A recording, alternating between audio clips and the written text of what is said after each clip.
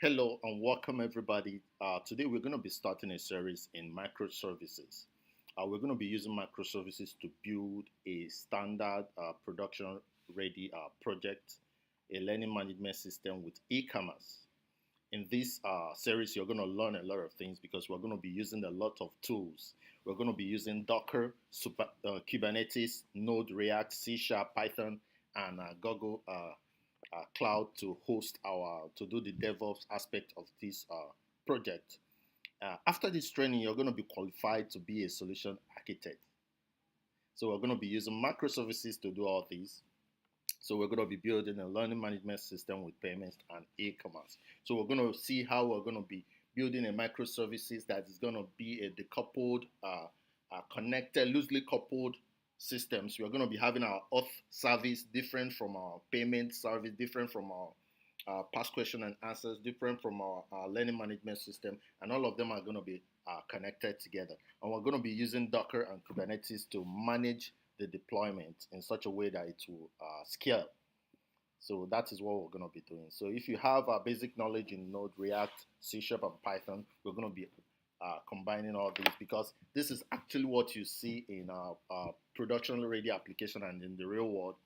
With my experience working with Turing and many other big tech companies in Nigeria, I've got to see how their the architecture and how their services and resources are organized and arranged.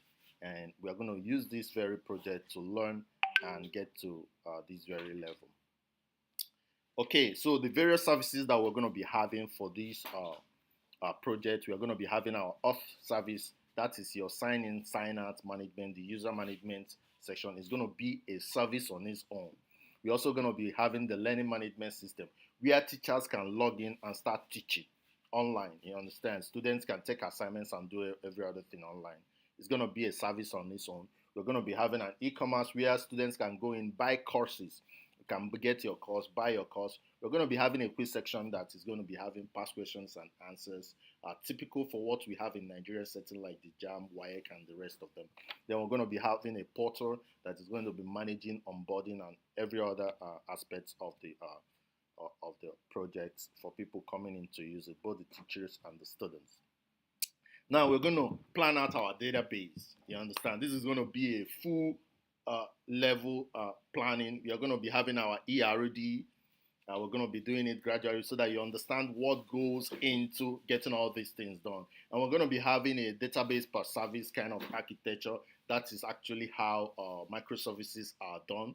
We are going to be using the async method of event handling in these our microservices. We are not going to be using the synchronous. We are going to be using the async. The async. So the database management system that we're going to be using, we're going to be using MongoDB. We're going to be using Postgres, and we're going to be using Redis. Redis is very. You're going to understand how you can use a combination of these databases to get job done in a full-fledged application. So hook up to these. Then other tools that we're going to be using include GitHub, VS Code, and we're going to be making some installations on Git and every other thing. Then at one point, if there is need for that, we're going to move our application to GitLab. You're going to be seeing the CI/CD aspects of this work and knowing how it works, so that when you go into this properly, you can be able to know how to do it. We're also going to be using Scaffold, Kubernetes, and Docker. So you're going to know how to install any of all these. So what is microservices? This architecture that we're going to be using, like I said, I'm going to train you to become a solution architect so that you can do your things by yourself. You understand? You can start development from ground level up to deployment. You're going to learn how the skills, if you're a CTO in a company, how do you manage other developers so that they can work together? So both in giving out something for mobile application, web application, desktop application, this application we're gonna put it in all forms, you understand? So you're gonna know how to raise up a back end that can support scalability so that when you want to design the mobile app, it becomes easy. When you want to do the web app, it becomes easy for you. So what is microservices or microservice architecture? You understand? So this is actually loosely collection of services. The auth service is different from the learning management system, the blog service. You understand? All services are loosely connected. So you do them differently, but they are connected together. You understand? So we say that they are highly maintainable and testable. You can easily maintain and test them. And that is why big companies like Facebook, Google, all of them are running on microservices of some sort. And that's why when they want to employ developers, you can see them employing Python, employing C Sharp, employing Node, because the different microservices are written in different languages. You understand? And that's exactly what I'm going to be trying to bring close to you. Now, these services are loosely coupled. They are loosely coupled, like they are connected, but like it doesn't mean that when one system is down, the other ones are down. So you understand? And that is how it should be. You don't want a system whereby once your auth service is done, nobody can go in and start having lectures or anything. You understand? So students can still go have lectures while you're still fixing the bug in your auth system. And that's what we're going to be having. Now, is independently deployable. So you can finish one, deploy. Then later you work on payments gateway, you deploy. Later you work on the mobile app, you deploy, because they are all microservices. They are loosely coupled. So they are not hugely dependent on each other. So they are independently deployable. Then they are organized around business capabilities. You understand? So each one, like the Python that we're going to be using, we're going to use it to build a data science kind of application that is going to help us do analytics and metrics that is going to help us in building our designs towards what the customers want. So all these are going to be, you understand, loosely coupled. You understand? We're going to use Python for data science aspect. We use Node.js for the basic auth system, and Node.js is going to be the ground starting. You understand? C Sharp for other services. You understand? Then thirdly, it's going to be organized around business capability. I've talked about that. It's going to be owned by a small team. So with a small team, you can easily manage a macro system and microservices, and that's what we're going to be using. The microservice architecture enables the rapid, frequent, and reliable delivery of large, complex applications. It also enables an organization to evolve its technology stack. So with microsystem, you can be developing in Python and you decide that the next service is best done in JavaScript, you start putting things in JavaScript. That's how microservices work, you understand? And that's why it is good. So that you don't get stuck with, maybe you have a small team and you have mostly C Sharp developers. All of a sudden, you want to go into, you have very good JavaScript people that you want to bring in. You understand? In microservices, you can still bring those JavaScript people in, and they start building a microservice that's going to be connected to your integral system using another language.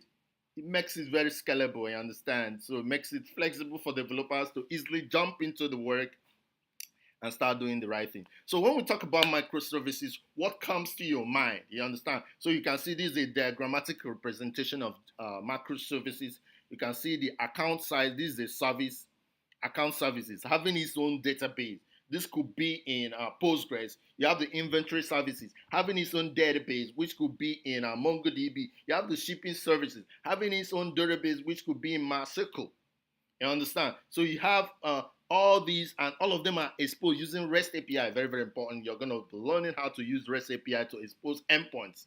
Because when you expose your REST endpoints using REST API, then you can see the mobile application consuming it, that same endpoint, the web application consuming it, that same endpoint exposed with REST API, the desktop application consuming them. You understand? And that's what we're going to be having. You see, the mobile app is built here, the web application is built here. So later we might want to integrate also or build the desktop application. That same application is going to talk to this REST API exposed endpoint. So REST API is an integral part of microservices, and we're going to be dwelling on a REST API and other parts of microservices. This is another architecture you can see. This is a billing system, a payment system, a notification system that could be handled by anything, you understand? So all of them, you expose them in REST APIs so that various applications can talk to them and consume those endpoints. And those are what we're going to be learning. So sit tight. You can follow these very lectures by just subscribing. Click the subscribe button so that anytime I bring it up, you're going to be the first to see them. If you have any questions and concerns, drop them in the comment section so that I can always help you out when need be. Okay, so please stay tuned. Stay tuned. It's going to be a huge course. In the subsequent class, we're going to jump into actual coding. We're going to start our setups, We're going to set up how to use Docker. Once you create a service, we are going to hook it up with Dockers and Kubernetes so that you learn how to use all these tools, because these tools are the tools that you need when you want to work in high level. You understand? High level. We're going to be using cloud system for our deployment. You learn how to use Google Cloud. If you also want to learn Azure or AWS, also going to help you out by telling you how you can also put this work in such services. Okay. So until then, see you when I see you. Thank you and God bless you. Have a lovely day.